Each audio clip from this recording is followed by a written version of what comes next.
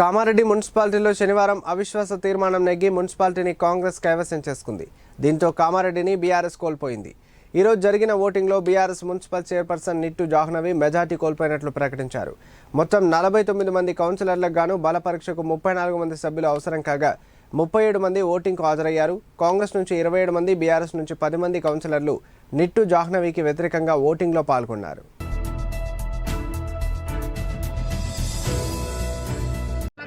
కామారెడ్డిలో అవిశ్వాసంని సక్సెస్ఫుల్ చేసి ఇప్పుడే బయటకు రావడం జరిగింది.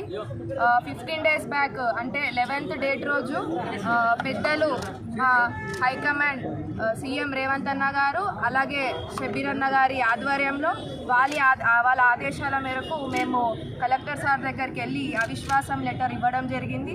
మాకు ఎలక్షన్ కమిషన్ నుంచి 30 డేట్ ఇచ్చిరు.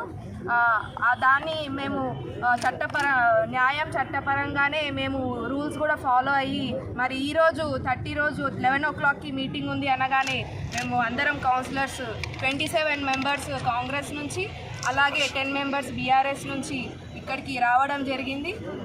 ఇప్పటిదాకా కూడా కోరం ప్రకారం అందరం కూడా 34 మెంబర్స్ తోటి అవిశ్వాసం నెగ్గుతుందని చెప్పడంతో మేము 34 కన్నా కూడా ఒక 3 మెంబర్స్ ఎక్స్ట్రానే ఉన్నాం. మొత్తం టోటల్ 37 మెంబర్స్ కూడా ఇక్కడికి రావడం జరిగింది.